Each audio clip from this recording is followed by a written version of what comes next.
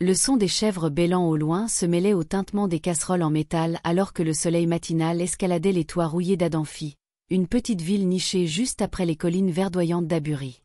Les oiseaux gazouillaient comme s'ils ignoraient à quel point la vie était dure pour les vivants. Margot sortit de sa maison d'une pièce, ses pantoufles raclant la terre rougeâtre. Son visage était nu, ses yeux fatigués. Dans sa main droite, elle tenait un bol en plastique rempli de manioc qu'elle avait laissé tremper toute la nuit. Elle avançait sans hâte, car elle n'avait nulle part ailleurs où aller. À l'intérieur, sur une natte tissée à côté d'un petit ventilateur qui tournait à peine, reposait son jeune frère, Bruce. Il avait 12 ans, trop maigre pour son âge, et sa voix, autrefois pleine d'énergie, s'était affaiblie, comme si la vie elle-même murmurait dans sa poitrine. Elle s'agenouilla à ses côtés. « Bruce, réveille-toi. Je t'ai apporté quelque chose. » Ses paupières frémirent, et il tourna faiblement la tête. « Margot. J'ai rêvé qu'on était dans un restaurant avec des murs en verre. Je mangeais du jollof et du poulet frit. Du vrai poulet. » Margot sourit et caressa son front moite. « Et puis tu t'es réveillé et tu es revenu à notre réalité de fufu, hein ?» Il esquissa un faible sourire, mais le moment ne dura pas. Il toussa, une toux sèche et déchirante qui le fit se recroqueviller de douleur. Elle attrapa le bol en calebasse dans un coin et lui donna de l'eau. Il but une gorgée. Quelques secondes plus tard, il vomit. Margot se figea. Le vomi contenait des traces jaunes. La clinique de la ville voisine lui avait donné du paracétamol la semaine précédente et l'avait renvoyé chez elle. Peut-être du typhoïde, avait-il dit. Ou il a besoin de repos. Mais l'état de Bruce empirait.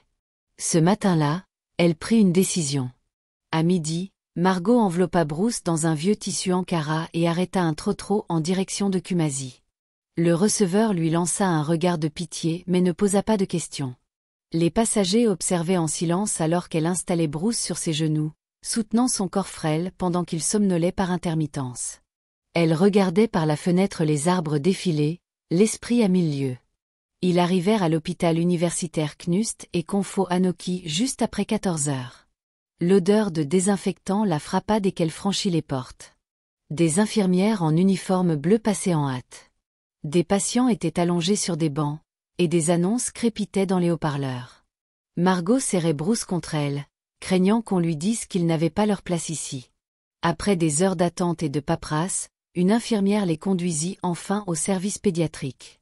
Le médecin, un homme à la voix douce avec des yeux fatigués, tenait un dossier. Margot s'assit face à lui sur une chaise en plastique instable. « Vous êtes la tutrice de l'enfant. »« C'est mon frère. »« Les parents. »« Notre père a disparu quand j'étais petite. »« Notre mère est morte il y a 5 ans. » Le médecin soupira lentement. « Je vois. » Il ouvrit le dossier. Les analyses de sang montrent quelque chose de grave. Votre frère souffre d'une insuffisance rénale chronique au stade 3. Margot cligna des yeux. Insuffisance rénale. Oui. Ses reins ne filtrent pas correctement les toxines. C'est pourquoi il vomit. C'est pourquoi ses yeux jaunissent. Son corps s'affaiblit. Si nous n'agissons pas rapidement. Il s'interrompit. Elle resta immobile. Que se passera-t-il si nous n'agissons pas? Il pourrait tomber dans le coma. Ou pire. Il a besoin de dialyse, un processus qui nettoie le sang, et peut-être d'autres traitements plus tard. C'est un processus long et coûteux. Sa voix se brisa. Combien? Pour l'instant, pour le stabiliser et commencer une dialyse de base, il faudra environ 20 000 cédis. Mais au cours des prochains mois, avec les traitements, les médicaments et les tests, le coût total pourrait atteindre 20 millions de cédis. 20 millions de cédis. Sa voix était à peine audible. « Je suis désolé, dit-il doucement. Nous l'admettons pour l'instant, mais si le paiement ne commence pas dans les prochains jours, il devra être renvoyé chez vous. Nous ne pouvons pas garder les patients indéfiniment. » Ils admirent Bruce ce soir-là. Margot s'assit à côté de son lit pendant qu'il dormait, une perfusion dans le bras et des fils collés sur sa petite poitrine. Elle essuyait son visage toutes les quelques minutes et murmurait des prières que seule sa mère disait autrefois. Cette nuit-là, une infirmière de garde lui demanda doucement. « Avez-vous quelqu'un qui peut vous aider? Un parent ?» Margot secoua la tête. C'est juste nous. De retour chez eux quelques jours plus tard, le silence était oppressant. La maison sentait la poussière et les vêtements sales. Elle resta longtemps à regarder un petit portrait de sa mère, pris il y a longtemps à l'église, à une époque où la vie avait un sens. « J'essaie, maman, » murmura-t-elle. « Mais je ne sais plus quoi faire. » Elle rassembla les quelques pièces qu'il lui restait et se rendit au kiosque du quartier. Elle n'acheta qu'une chose, de l'eau en sachet. Elle en but un lentement, gardant le reste pour Bruce. Le lendemain, elle parcourut la ville, demandant de l'aide à quiconque pourrait avoir de l'argent. Elle alla voir l'ancien professeur qui l'avait autrefois félicité en classe. Il lui donna 10 cédis. Elle approcha la seconde épouse du chef. La femme promit des prières. Elle attendit dehors après la messe, tête baissée, mais les gens passaient comme si elle était de la poussière sur la route. Les jours se fondaient les uns dans les autres comme du brouillard un matin froid. Margot arpentait le couloir de l'hôpital, ses pantoufles raclant les carreaux à chaque pas. Ses yeux, enfoncés et cerclés d'épuisement, se posaient sur l'horloge au-dessus du poste des infirmières. 1 heure de plus passait. 1 heure de plus sans solution. Bruce était toujours dans le service pédiatrique, son corps frêle relié à des machines qu'elle ne pouvait même pas nommer. Les médecins l'avaient stabilisé, oui, mais c'était temporaire. Son état se dégraderait à nouveau s'il ne commençait pas une dialyse complète. « Vous avez 2 jours, » lui avait dit l'administrateur. « Si le solde de 20 millions de cédis n'est pas payé, nous n'aurons d'autre choix que de le renvoyer chez vous. » Margot serra la rambarde du couloir si fort que ses jointures blanchirent. Elle prit une inspiration, puis expira entre ses dents serrées. Elle avait déjà vendu les seules boucles d'oreilles en or que sa mère lui avait laissées. Cela lui avait rapporté à peine 500 cédis. Elle avait vendu sa bonbonne de gaz. Cela lui en avait rapporté 800 de plus. Puis elle avait frappé à toutes les portes de son petit village, tenant une enveloppe usée dans ses mains. « S'il vous plaît, mon frère est malade, » disait-elle. Certains lui donnaient 10 cédis. D'autres hochaient la tête et passaient comme s'ils n'avaient rien entendu. Lorsqu'elle additionna tout, le total s'élevait à moins de 3000 cédis. Elle avait envie de s'effondrer. Ce n'était même pas assez pour une journée de dialyse. Elle s'assit sous un manguier dans la cour de l'hôpital, les genoux ramenés contre sa poitrine, le visage caché. Des enfants riaient au loin. Les infirmières passaient avec des plateaux. Le monde continuait. Son monde à elle s'était arrêté. Que pouvait-elle vendre? Ses vêtements? Son corps? Son âme? Une légère vibration dans sa poche la tira de sa spirale. Médadia. Elle décrocha. Allô, Margot. La voix de Médadia vibrait à travers la ligne, vive et inquiète. Où es-tu? À l'hôpital, murmura-t-elle. Bruce ne va pas mieux. Le médecin dit qu'il faut 20 millions de cédis. Médadia resta silencieuse un instant. Puis elle dit, retrouve-moi au magasin de Tante Vita dans 1 heure. Je serai là. Le magasin de Tante Vita se trouvait sous un hime, ses murs décolorés par des années de soleil et de poussière ghanéen. À l'intérieur, l'air sentait la crème capillaire et la sueur. Médadia se tenait près du comptoir, bras croisés, yeux plissés. Margot entra lentement, ses yeux ternes de fatigue. Médadia l'enlaça fort. « Mon Dieu, Margot, tu as maigri. » Margot ne répondit pas. Elle s'effondra sur une chaise en plastique et fixa le sol.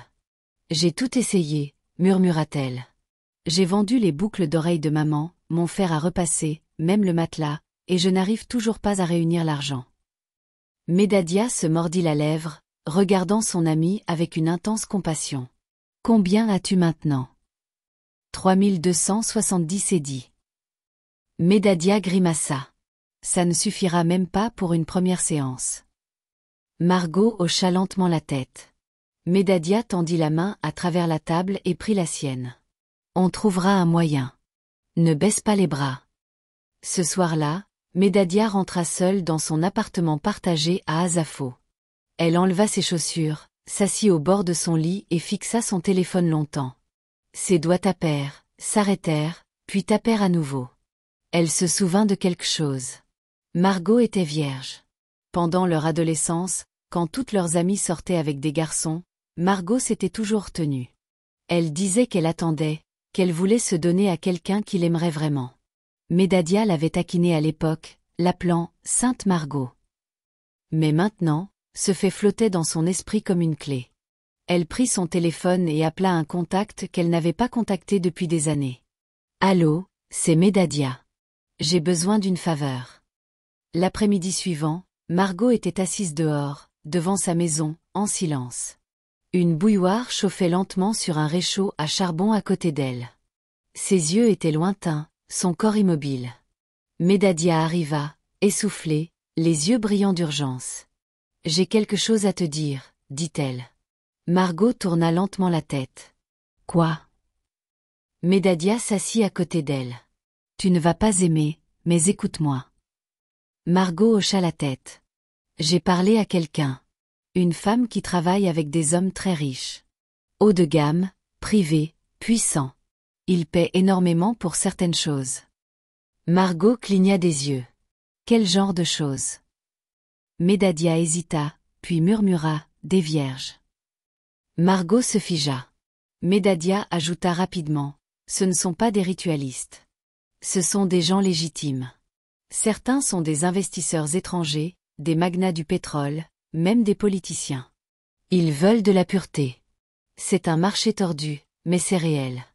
Et ils paient bien. » La gorge de Margot se serra. « Tu me dis de vendre mon... » « Écoute-moi, » interrompit Médadia. « Cette femme, mon contact, dit que si tu acceptes, il y a un homme qu'elle connaît.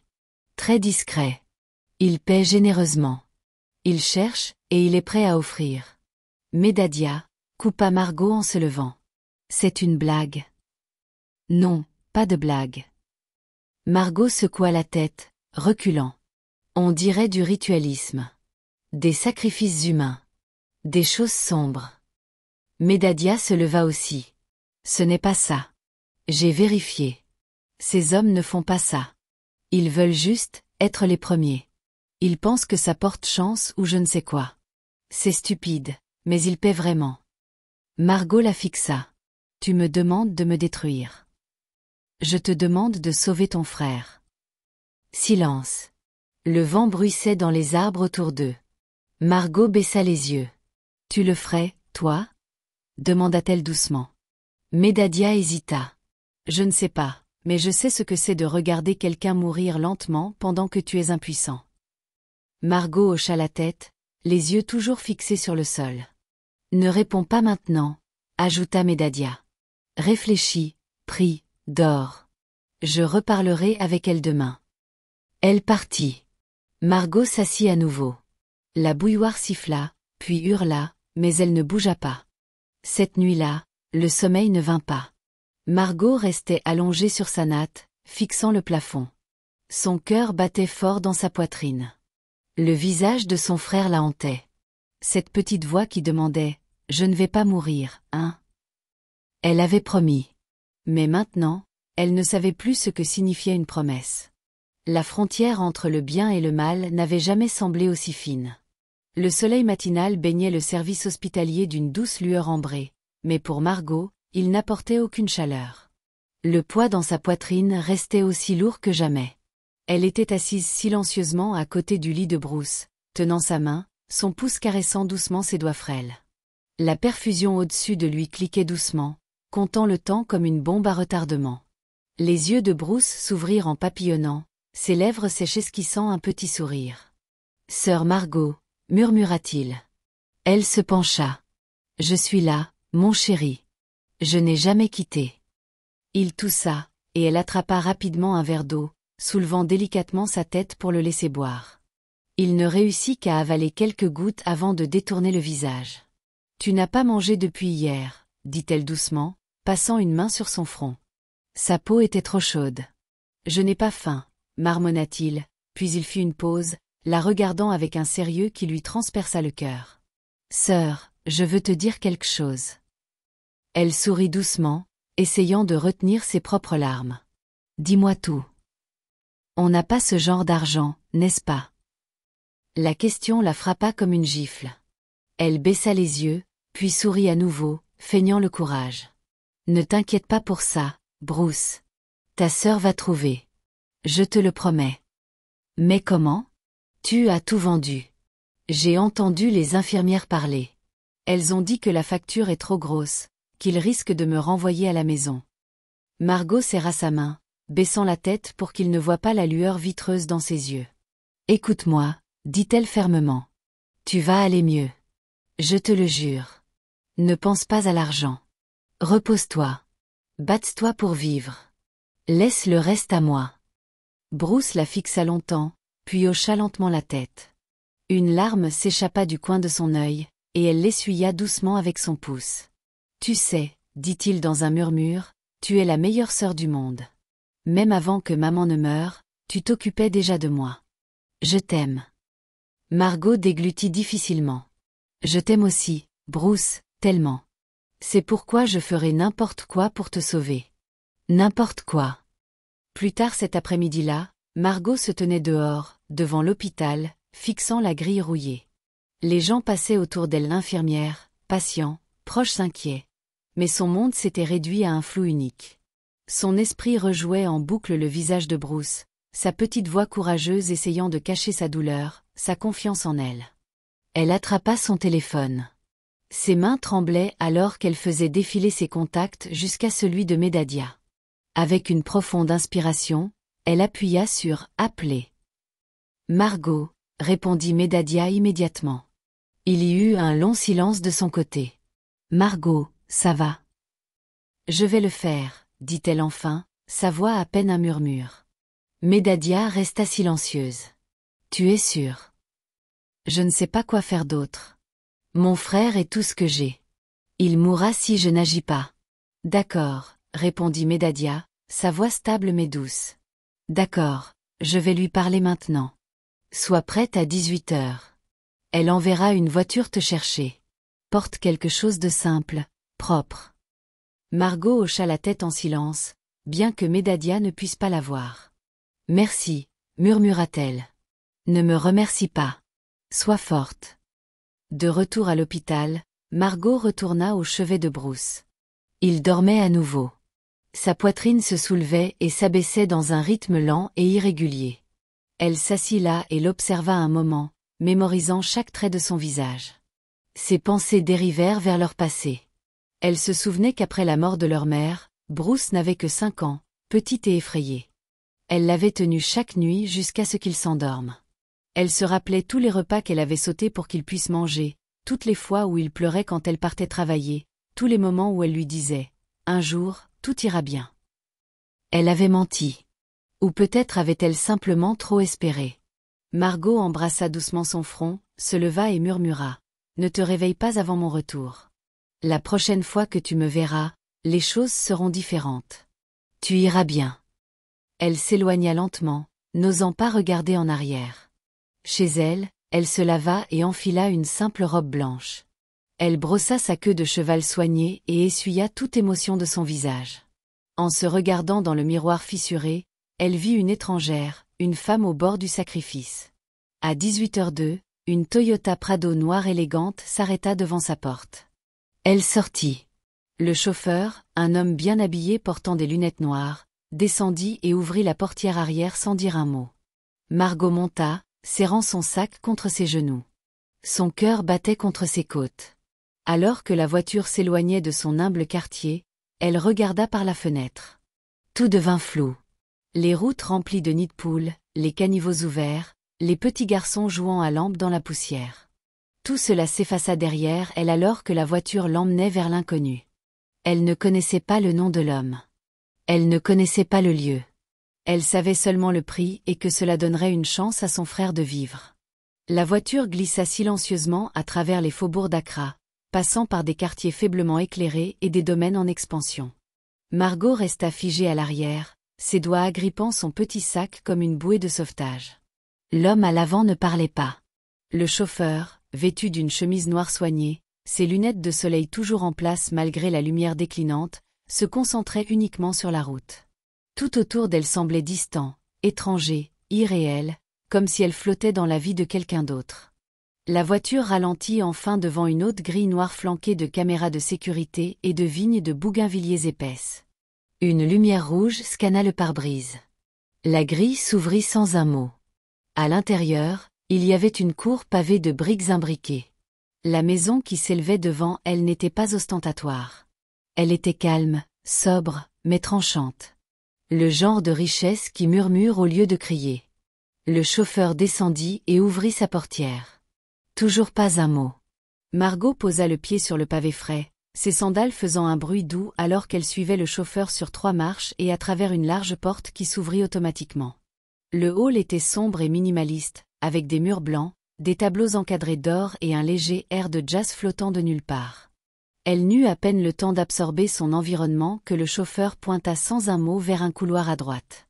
Elle marcha lentement, ses jambes tremblantes. À la fin du couloir, une porte était légèrement entr'ouverte. Elle s'arrêta, puis frappa une fois. Silence. Elle poussa la porte. La pièce était un salon, frais et parfumé d'une odeur inconnue. Et il était là. Brian. Il se tenait près d'une large fenêtre en verre, les mains dans les poches d'un costume noir taillé sur mesure. Il était grand, imposant, mais pas intimidant. Ses cheveux étaient courts, sa barbe sculptée avec précision. Pourtant, c'était sa présence qui refroidissait la pièce. Il ne bougea pas.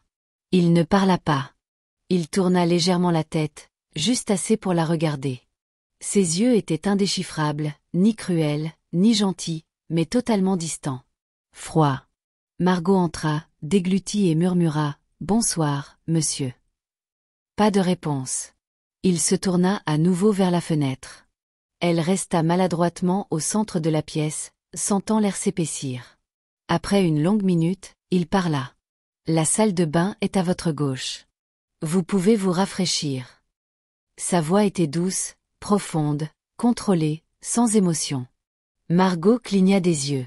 « Oui, merci. » Elle se dirigea doucement, presque en s'excusant, vers la salle de bain. C'était plus propre que tout ce qu'elle avait jamais vu. Elle se lava le visage avec des mains tremblantes, vérifia son reflet, puis resta là, affixée. C'était en train d'arriver. Il n'y avait plus de retour en arrière possible. Quand elle revint, il était assis sur un canapé en cuir, un bras étendu sur le dossier, un verre de vin intact sur la table à côté de lui. Il ne la regarda pas. Il pointa simplement l'enveloppe sur la table. Elle s'approcha lentement. Elle était lourde. Elle la toucha. Elle ne l'ouvrit pas. Elle le regarda. Son regard croisa enfin le sien. « C'est votre première fois ?» demanda-t-il platement. Elle hocha lentement la tête. « Oui. » Il ne dit rien de plus. Il se leva, passa devant elle, s'arrêta au bord du couloir, puis dit presque à contre-cœur, sans se retourner, « Venez. » La pièce était sombre. Le lit était large, couvert de draps de satin noir. Pas de bougies, pas de musique, rien de romantique ou de chaleureux, juste le silence. Elle resta maladroitement près de la porte. Il enleva sa veste, la suspendit soigneusement et commença à déboutonner sa chemise avec précision. Il ne se pressa pas. Il ne la dévisagea pas. Il ne dit pas un mot. Quand il se tourna vers elle, son expression n'avait pas changé. « Êtes-vous sûr de vouloir faire ça ?» demanda-t-il. C'était la première fois que sa voix portait une trace d'humanité. Elle hésita. Ses lèvres s'entr'ouvrirent, puis elle hocha la tête. Il étudia son visage un instant. Puis il s'avança, lui retira doucement son sac des mains et le posa sur la commode à côté du lit. Ce qui suivit n'était ni de l'amour, ni de la violence, ni de la passion. C'était froid, silencieux, clinique. Elle ferma les yeux, pensa à Bruce. Elle ne pleura pas. Il ne parla pas. Quand ce fut fini, elle s'assit au bord du lit, ajustant sa robe. Ses doigts tremblaient alors qu'elle renouait sa queue de cheval. Il revint de la salle de bain, à nouveau habillé comme si rien ne s'était passé. Il posa l'enveloppe sur ses genoux. « Le chauffeur vous ramènera. » Elle hocha la tête, se levant lentement. À la porte, elle se tourna une fois, sans savoir pourquoi. « Merci, » dit-elle. Il ne répondit pas. Le trajet de retour fut encore plus silencieux que l'aller. Mais cette fois, elle ne regarda pas par la fenêtre. Elle fixa seulement l'enveloppe sur ses genoux. 20 millions de cédis, assez pour donner à son frère une chance de vivre. Mais quelque chose en elle avait changé. Et elle savait qu'elle ne serait plus jamais la même. Le couloir de l'hôpital sentait l'antiseptique et un espoir discret. Les infirmières en uniforme bleu poudré se déplaçaient rapidement dans les couloirs pendant que le bourdonnement des machines résonnait derrière les rideaux fermés. Margot avançait dans le couloir à pas mesurés, l'enveloppe serrée dans sa main comme si elle contenait l'âme de son frère. Elle n'avait pas dormi. Ses lèvres étaient gercées et pâles. Le monde autour d'elle semblait étrangement silencieux, bien qu'il ne le fût pas. Les odeurs, les sons, la vue des enfants malades et des mères pleines d'espoir, tout cela semblait un fond lointain au tourbillon dans sa poitrine. Quand elle atteignit le bureau de facturation, elle s'arrêta un instant dehors. Elle baissa les yeux sur l'enveloppe brune dans sa main, puis leva les yeux vers la croix au-dessus de l'arche du couloir, vestige de l'époque où l'hôpital était géré par des missionnaires. « S'il vous plaît, faites que ça marche », murmura-t-elle. Elle entra. L'homme au bureau leva les yeux avec un léger désintérêt jusqu'à ce que ses yeux se posent sur l'enveloppe. Soudain, il se redressa. « Mademoiselle Margot. »« Oui. »« Service 7. »« Bruce. » Elle hocha rapidement la tête. « Vous avez l'argent. » Elle posa l'enveloppe sur la table. Il l'ouvrit. Le comptage fut lent, délibéré. Chaque seconde la faisait transpirer. Elle sentait le poids de sa propre respiration. Enfin, il leva les yeux et esquissa un petit sourire étonné. « C'est plus qu'assez. Le traitement commencera cet après-midi. » Margot couvrit sa bouche et s'affaissa légèrement sur la chaise derrière elle. « Merci. Merci. Sauvez-le, s'il vous plaît. » Lorsqu'elle retourna au service, les médecins parlaient déjà aux infirmières, donnant des instructions pour les transfusions et les tests dont Bruce avait besoin. Margot courut vers son frère, qui était assis, confus. « Sœur, que se passe-t-il? Pourquoi tout le monde s'agite autour de moi ?» Elle s'agenouilla à côté de lui. « Ils vont te soigner maintenant, Bruce. L'argent est arrivé. » Il cligna des yeux. « Comment? Quelqu'un a fait un don ?» Elle marqua une pause. Son cœur souffrait de la vérité qu'elle ne pouvait partager. « Oui, » murmura-t-elle. « Disons simplement que quelqu'un nous a aidés. » Bruce sourit faiblement. « Alors peut-être que tout ira bien. » Elle sourit, caressa sa joue. « Oui, tout ira bien. » Les jours suivants passèrent comme un flou. Bruce répondait bien au traitement. Ses joues retrouvaient des couleurs, et il riait plus. Margot restait à son chevet tous les jours, l'aidant à manger, tenant sa main pendant les prises de sang, et le regardant dormir avec une paix qu'elle n'avait pas vue depuis des mois. Un matin, après une semaine de soins, le médecin confirma « Il est hors de danger maintenant. La prochaine étape est la récupération. Il aura besoin de quelques semaines d'observation, mais vous l'avez sauvé. » Margot ne pleura pas. Pas devant eux. Elle hocha simplement la tête et murmura « Merci ». Plus tard ce soir-là, après que Bruce se fut endormi avec ses écouteurs, écoutant de vieilles chansons Higlife qu'elle lui avait téléchargées, Margot sortit du service pour prendre un appel. C'était Medadia. Elle hésita, puis répondit. « Allô, Margot. Tu es libre? Je peux te voir ?»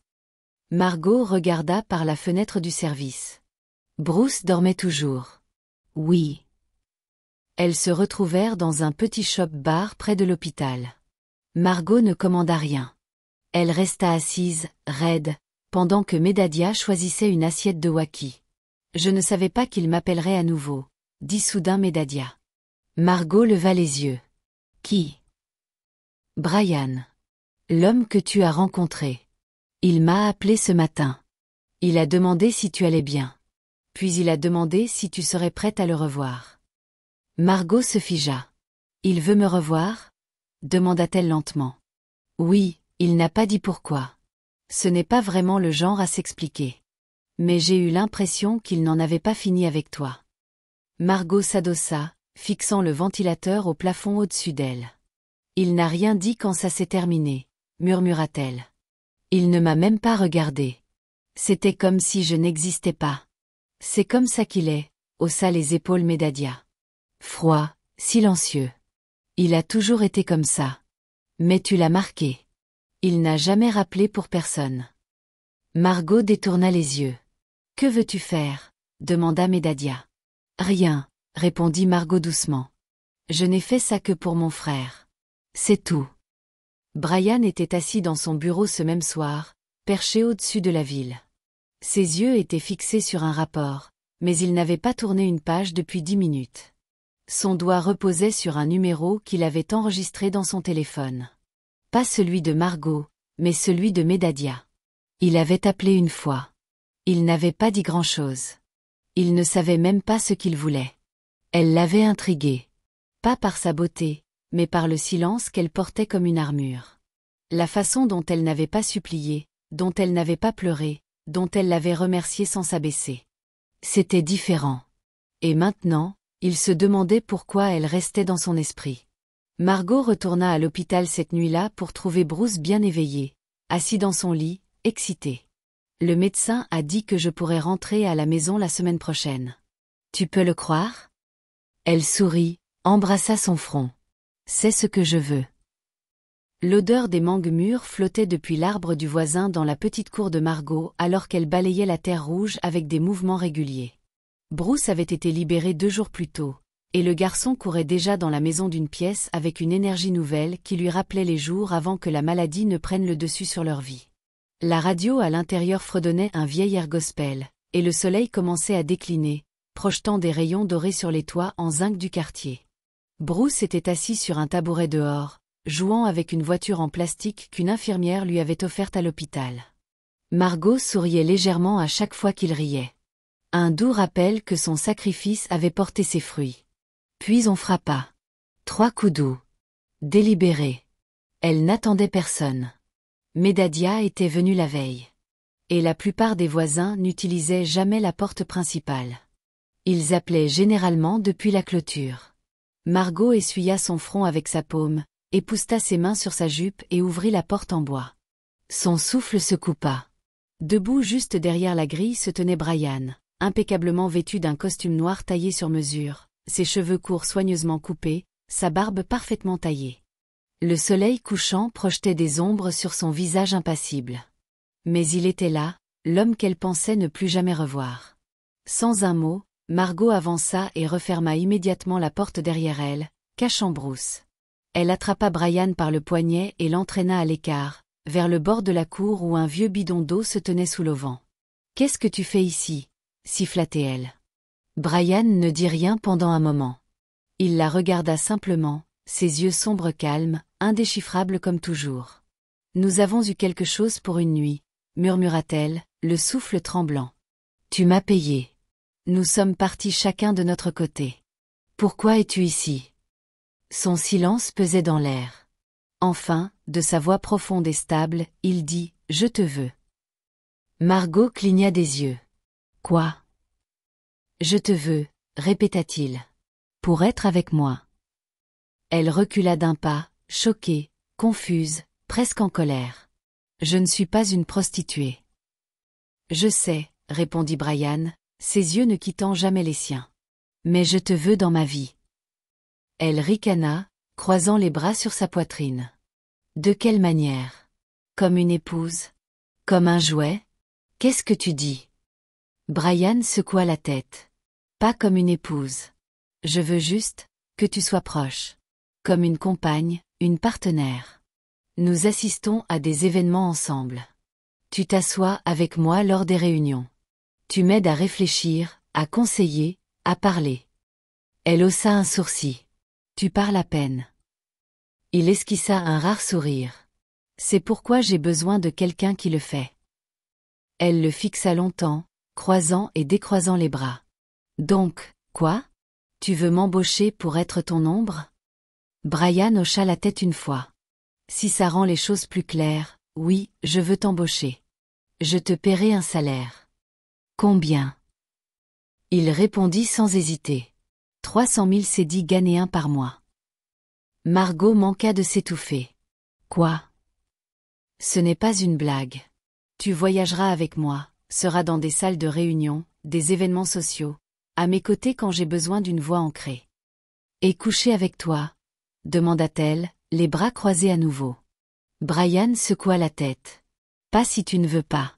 Ce n'est pas à propos de ça. » Margot scruta son visage à la recherche d'une tromperie, mais Brian était toujours le même, immobile, indéchiffrable, honnête de la manière la plus étrange et la plus directe. Elle se mordit la lèvre. Pourquoi moi? Il y a des femmes avec des diplômes, des mannequins, des actrices. Aucune d'elles ne s'est retirée après la première fois, dit Brian. Aucune ne m'a rappelé ce que le silence ressent. Elle détourna les yeux. J'ai étudié l'administration des affaires, dit-elle doucement. Mais je n'ai jamais terminé. J'ai dû abandonner en 2e année pour m'occuper de Bruce. Alors c'est une chance d'apprendre à nouveau, sur le terrain. Tu travailleras à mes côtés.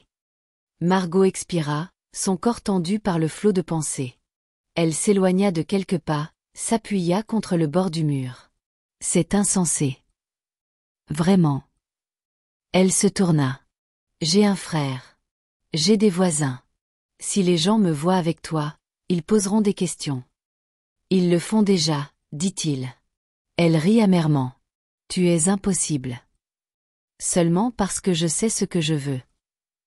Ils s'assirent sur 2 petits tabourets en bois sous le manguier à l'extrémité de la cour. Bruce était maintenant à l'intérieur, faisant la sieste après le déjeuner. Donc, je vais là où tu vas? Demanda Margot. Oui, pas tout le temps, mais quand j'ai besoin de toi. Tu auras ton propre appartement, un chauffeur, un accès. Donc, je quitte mon travail. Si tu veux, ou tu travailles moins d'heures. Ce rôle paie plus que n'importe quel emploi que tu as actuellement. Elle regarda ses mains. Ça ressemble toujours à un piège. Brian se pencha légèrement en avant. Tu penses que je veux te posséder, mais ce n'est pas le cas. Je te veux proche parce que quand tu es là, je pense plus clairement. Je me sens moins seule. Ses yeux vacillèrent. Tu as de l'argent, du pouvoir. Comment peux-tu être seule? C'est exactement pour ça, répondit-il. Ils restèrent silencieux un long moment. Et si je dis oui? Demanda-t-elle.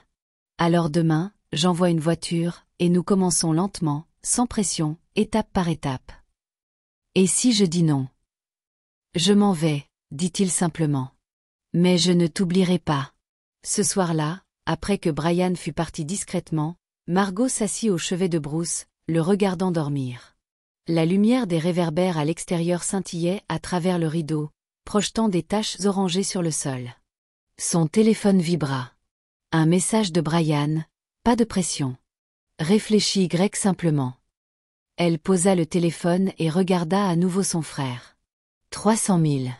Liberté, peur, opportunité, et un homme qui ne parlait pas beaucoup, mais qui, d'une certaine manière, la faisait se sentir importante. Elle ferma les yeux et s'adossa contre le mur. Demain viendrait, et elle déciderait. Le jour était chaud et plein de promesses. Les rues d'Accra bourdonnaient de leur énergie habituelle.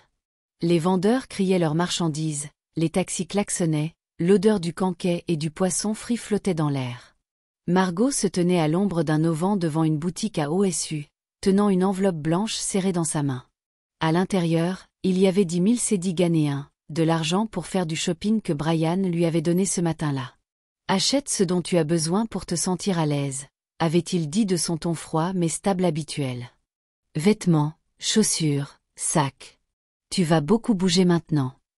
Margot avait simplement hoché la tête à ce moment-là, pas encore habituée à la rapidité avec laquelle sa vie changeait. Une semaine plus tôt, elle négociait des factures d'hôpital. Aujourd'hui, elle était payée 300 000 cédis par mois et faisait du shopping dans des boutiques haut de gamme. Elle entra dans le magasin, accueillie par l'air conditionné frais et une assistante élégante qui sourit poliment mais avec méfiance. Peu importait. Pour une fois, elle se sentait à sa place. Plus tard dans la journée, elle retrouva Brian dans un café sur un toit surplombant la ville. Il était, comme toujours, habillé simplement, polo blanc, pantalon marron, et cette expression indéchiffrable. Le travail, commença-t-il, remuant son café sans lever les yeux, est plus que des événements. Parfois, j'aurai besoin que tu viennes à des réunions, des voyages. Tu m'aideras à analyser des contrats, lire des rapports, participer à des appels. Margot sirota son jus d'ananas, hochant la tête. Et pour ça, continua-t-il, il faudra peut-être que tu emménages. Elle s'arrêta au milieu de sa gorgée. Emménager chez toi? Il hocha la tête une fois. Ça facilitera la coordination. La maison a de l'espace. Ce n'est pas une question de romance. C'est pratique. Elle posa son verre. Brian, j'ai un frère, Bruce. Il a 10 ans. Je ne peux pas simplement le déraciner. Alors amène-le, dit Brian simplement. Même si tu avais 5 autres frères et sœurs, je dirais la même chose. Elle rit doucement. Non, je n'en ai qu'un. Alors c'était réglé. Les 3 jours suivants passèrent dans un flou. Margot rentra chez elle pour faire ses valises. Bruce était excité, plus à l'idée d'une grande maison qu'autre chose. Les voisins observaient avec curiosité alors qu'un SUV noir s'arrêtait devant la cour. « Hé, Margot, tu déménages à l'ambassade ?» plaisanta une femme. Margot rit poliment, mais ne répondit pas. Elle ne savait pas comment expliquer cette nouvelle vie. Le chauffeur du SUV, un homme discret nommé Quam, l'aida à charger leur petite boîte. La plupart de ce qu'ils possédaient tenait dans 3 sacs. Bruce tenait un petit sac à dos, serrant sa voiture jouait à l'intérieur. « On est riche maintenant, sœur ?» murmura-t-il. Margot sourit. « Pas riche, mais on va quelque part de mieux. » La maison de Brian n'était pas une maison. C'était une villa. Cachée derrière de hauts tais et une grille noire dans East-Legon, la structure était vaste et moderne, avec de grandes colonnes blanches, des murs de verre et une allée en pierre qui pouvait accueillir 6 voitures. La mâchoire de Bruce tomba lorsqu'ils entrèrent dans la cour. À l'intérieur, la maison sentait le cuir propre et le bois poli.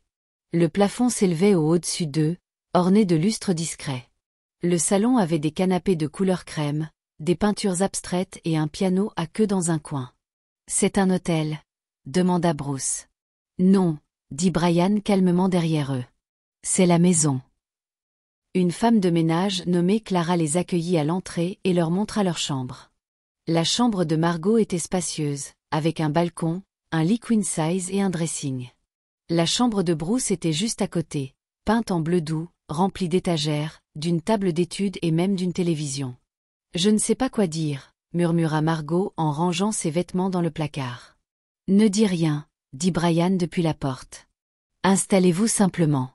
Nous commençons le travail demain. » Ces mots étaient distants, mais ses yeux s'attardèrent sur elle une seconde de trop avant qu'il ne se retourne et s'en aille. Ce soir-là, alors que Margot était assise sur le balcon, regardant les lumières de la ville scintiller à l'horizon, elle ressentit un mélange d'émotions. Gratitude, culpabilité, soulagement, inquiétude. Ce n'était pas un conte de fées. Mais peut-être, juste peut-être, était-ce le début d'un nouveau chapitre. Elle entendit Bruce rire à quelque chose à la télévision dans la pièce d'axe en grave côté et sourit. Elle avait fait le bon choix pour l'instant. 3 jours après s'être installée dans la villa de Brian, Margot se tenait devant le miroir en pied de sa nouvelle chambre, ajustant la ceinture de sa combinaison bleu marine. Clara, la femme de ménage, l'avait aidée à la repasser parfaitement ce matin-là. Sa queue de cheval soignée, comme toujours, était impeccable, et son maquillage était léger mais irréprochable. Aujourd'hui était son premier jour officiel dans le monde des affaires aux côtés de Brian. Dans la voiture, Bruce lui fit un signe de la main avec des yeux ensommeillés alors que le chauffeur Quam conduisait Margot et Brian à travers les rues polies d'East-Legon vers un grand lieu de conférence à Airport City. Brian, assis à côté d'elle dans un costume gris anthracite, ne disait rien, comme d'habitude. Il jetait occasionnellement un coup d'œil à son téléphone ou vérifiait un dossier sur ses genoux. Quand ils arrivèrent, un homme ghanéen élégamment vêtu d'un agbada vers les accueillit à l'entrée du hall. Son large sourire se transforma en curiosité lorsqu'il regarda Margot. « Monsieur Brian, ravi de vous revoir. »« Et, ce doit être votre femme, » dit-il en riant. Brian cligna des yeux une fois, imperturbable, puis répondit de son ton bas caractéristique. « Non, c'est Margot, mon assistante et analyste commerciale. »« Ah, mes excuses, » dit l'homme, ses yeux s'attardant sur elle avec admiration. « Elle se tient comme une reine. » Margot sourit poliment et hocha la tête. Elle était habituée à être ignorée, pas à être confondue avec une royale.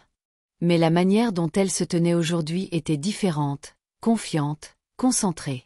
Ils entrèrent dans la salle de conférence aux murs de verre où une demi-douzaine de cadres d'une entreprise de logistique locale étaient assis.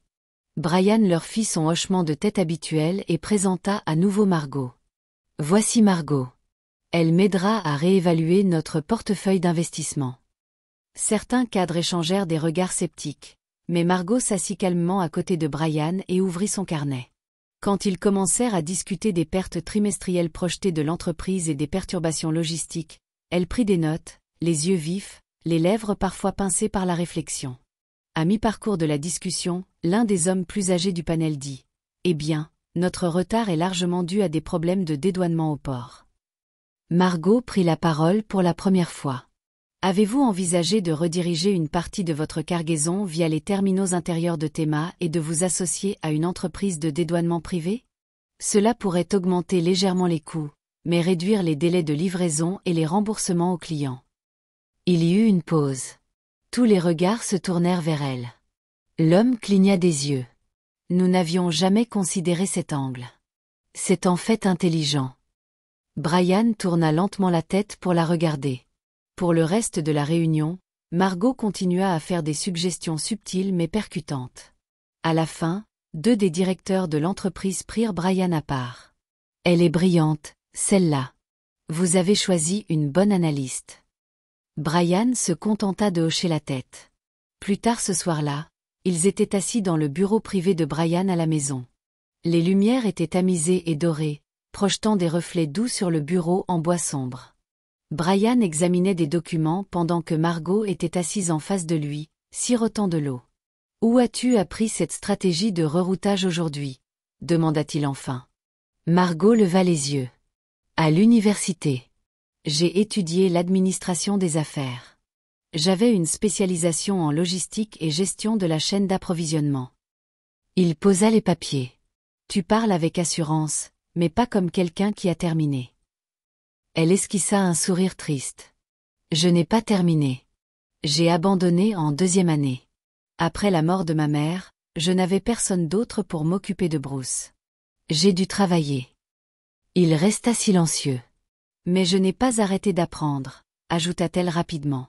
« J'ai beaucoup lu. Des cours en ligne, des articles, tout ce que je pouvais trouver. » Brian s'adossa à sa chaise, l'observant. « Pourquoi portais-tu un uniforme de femme de ménage la première fois que je t'ai vue ?» Margot détourna les yeux. « J'ai pris un emploi de ménage dans un hôtel. C'était tout ce que je pouvais avoir. Je ne veux pas parler de cette période. » Brian hocha la tête une fois. « D'accord. » Il y eut une autre pause. « Tu es brillante, Margot, » dit-il. « Ce n'est pas un compliment. C'est un fait. » Les yeux de Margot s'élargirent légèrement. C'était la première fois que Brian la complimentait, si on pouvait appeler cela ainsi. « Merci, » répondit-elle doucement. Les jours suivants devinrent un tourbillon de réunions stratégiques, d'examens de contrats et de voyages. Margot accompagna Brian à Kumasi, où elle présenta un budget révisé à un partenaire de distribution en difficulté et négocia de meilleurs tarifs de fret. Puis à Takoradi, où elle identifia des dépenses excessives dans la gestion des entrepôts. Partout où ils allaient, les gens posaient la même question. « C'est votre femme, votre fiancée ? Votre petite amie, non ?»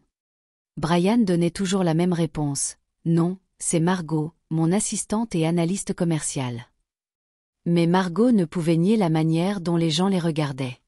La femme belle et discrète et l'homme froid et puissant. Ils semblaient compatibles. Un soir, après une réunion particulièrement longue, Margot et Brian rentraient ensemble dans le SUV. La pluie tapait sur les fenêtres. Le silence entre eux était plus lourd que d'habitude. « Ils pensent toujours qu'on est un couple, » dit-elle doucement. Brian ne répondit pas immédiatement. « Parce qu'on se déplace comme tel, » dit-il enfin. Elle se tourna vers lui. « Et le sommes-nous » Ses yeux se posèrent sur elle, puis revinrent à la fenêtre. « Nous sommes partenaires. C'est assez pour l'instant. » Margot sourit et s'adossa à son siège, regardant les gouttes de pluie brouiller les lumières de la ville. Elle faisait ce qu'elle aimait, et elle le faisait bien. Margot se tenait en haut de l'escalier, regardant à travers la large arche qui donnait sur le jardin. Le soleil doré de l'après-midi se répandait sur l'herbe luxuriante de la cour, projetant une lueur chaude sur tout. Là, sous l'oranger, était assis Bruce, les jambes croisées, décrivant quelque chose avec animation de ses mains. En face de lui, étonnamment patient et concentré, se trouvait Brian. L'homme qui parlait à peine plus d'une phrase à la fois hochait maintenant la tête, posant des questions. Donc, tu dis que ta voiture avait de vraies lumières qui fonctionnaient? Demanda Brian, sa voix profonde et douce. Oui, mais j'en ai cassé une en la faisant courir contre des chaussures, gloussa Bruce. Brian esquissa un sourire. Eh bien, on en trouvera une autre. Peut-être une qui ne court pas contre des chaussures. La poitrine de Margot se serra légèrement. La scène semblait trop personnelle, trop intime. Brian en polo et jean, son visage habituellement fermé portant maintenant quelque chose proche de l'amusement, parlant à Bruce comme s'il le connaissait depuis des années. C'était tendre. C'était inattendu. Quand Brian se leva et épousseta l'herbe de son pantalon, Margot se détourna rapidement et fit semblant de descendre. Ils se rencontrèrent à mi-chemin dans le couloir. Elle sourit. « Je ne savais pas que tu étais bon avec les enfants, » dit-elle. « Je ne le suis pas, » répondit-il simplement. Mais Bruce n'a pas besoin de beaucoup. Il parle. J'écoute.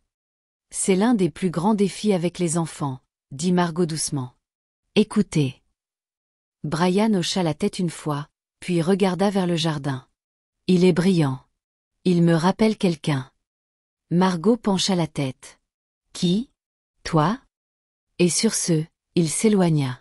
2 jours plus tard, Brian passa devant le bureau de Margot où elle examinait des documents pour une nouvelle start-up technologique qu'ils analysaient. Il s'arrêta à la porte, regardant ses yeux parcourir les lignes avec concentration, son stylo tapotant son menton. Elle ne le remarqua pas. La lumière du soleil capturait les traits doux de son visage, la chute élégante de sa queue de cheval, la ligne confiante mais douce de sa bouche. Quelque chose remua. « Margot, » dit-il finalement. Elle leva les yeux rapidement. « Oui. »« Tu es libre demain soir, non ? » Je pense. »« Avons-nous quelque chose de prévu ? » ?»« Oui, » répondit-il, le ton égal. « Un dîner d'affaires. Juste toi et moi. Formel. Apporte tes questions sur l'examen des financements. »« D'accord, » dit-elle, bien que quelque chose dans son estomac papillonna étrangement. Le lendemain soir, Margot s'habilla d'une robe de cocktail vert bouteille simple mais élégante. Elle garda son maquillage minimal, optant pour un rouge à lèvres audacieux et des boucles douces tombant derrière ses oreilles. Brian la retrouva au bas de l'escalier, portant une veste noire taillée sur mesure et une chemise blanche impeccable, sans cravate. Il ne fit aucun commentaire sur son apparence, mais ses yeux s'attardèrent une seconde de trop. Margot le remarqua. Quam les conduisit à un restaurant haut de gamme à Cantonment. En entrant, ils furent immédiatement conduits à une alcôve privée près d'une terrasse illuminée par une fontaine. Des bougies scintillaient entre eux. Les 20 premières minutes furent strictement professionnelles. Brian posa des questions sur les nouvelles propositions sur son bureau. Margot donna des résumés bien pensés. Il demanda des partenariats potentiels. Elle avait 3 noms prêts avec des statistiques. Mais ensuite, la nourriture arriva, et les questions changèrent. « Que voulais-tu devenir quand tu étais petite ?» demanda Brian. Margot cligna des yeux. « On ne m'a jamais posé cette question. »« Je te la pose. » Elle sourit. « Je voulais être diplomate, voyager dans le monde, être respectée, apporter du changement. »« Pourquoi ne l'as-tu pas fait ?»« La vie. »« Tu aurais été douée pour ça. » Tu parles comme si tu étais déjà en négociation. Margot rit. Tu es différent ce soir. Comment ça? Tu n'es pas aussi froid. Brian se pencha légèrement en avant. Peut-être parce que ce soir, ce n'est pas juste du business. Le souffle de Margot se coupa un instant, et le silence s'étira entre eux, confortable, curieux. Ce soir-là, après le dîner, alors qu'ils retournaient à la voiture, Margot le regarda. Les lumières du restaurant brillaient derrière eux, projetant des halos doux autour de leurs silhouettes. « Pourquoi moi, Brian ? Tu aurais pu engager n'importe qui pour ce travail. Tu n'avais pas besoin de me garder après cette nuit-là. » Brian regarda droit devant lui en répondant, la voix basse. « Parce que je n'ai rencontré personne d'autre comme toi. » De retour à la maison, Bruce dormait déjà. Margot jeta un œil dans sa chambre pour le trouver serrant sa voiture jouet, un sourire doux sur le visage. Dans sa propre chambre, Margot s'assit au bord du lit, enlevant lentement ses talons. Les mots de Brian résonnaient dans son esprit. et pour la première fois depuis des années, elle ressentit autre chose que la survie. La possibilité. Le soleil s'était à peine levé sur les terrains luxuriants de la villa de Brian lorsque Margot sortit sur le balcon, une tasse de thé chaude à la main. En bas, Bruce poursuivait un cerf-volant, riant librement. Brian se tenait près de la clôture du jardin, regardant le garçon avec un léger sourire. Margot s'appuya sur la rambarde, la tasse pressée contre ses lèvres. Une chaleur, qui ne venait pas du thé, s'installa dans sa poitrine. Elle s'était habituée au silence de Brian. Ce qui semblait autrefois de la distance semblait maintenant de la profondeur. Il pensait toujours, écoutait toujours. Mais dernièrement, il avait commencé à montrer plus qu'il ne disait. Ce matin-là, il monta vers elle. « Marcher avec moi ?» demanda-t-il. Elle hocha la tête. Ils se promenèrent le long des rangées d'hibiscus, leurs pas doux sur le gravier. « J'ai réfléchi », dit Brian après un long silence. Margot le regarda. « À toi, à Bruce et à moi. » Elle attendit. « Je vous veux tous les deux dans ma vie. Pas pour les affaires. Pour de vrai. Je ne sais pas à quoi c'est censé ressembler, mais je sais que je ne veux pas que ça s'arrête. » Les yeux de Margot tombèrent sur le chemin. « Brian, tout ça a commencé parce que j'étais désespérée. J'avais besoin d'argent pour sauver Bruce. Tu m'as payé pour quelque chose que je n'aurais jamais pensé donner comme ça. Et pourtant, tu m'as traité avec respect après. Mais nous venons de deux mondes différents. » Brian s'arrêta de marcher. « Tu penses que je ne le sais pas ?» Elle leva les yeux. « Quand j'avais 16 ans, ma sœur est tombée malade. Très malade. Mes parents étaient partis. Je travaillais comme gardien de sécurité la nuit et vendais des téléphones piratés le jour.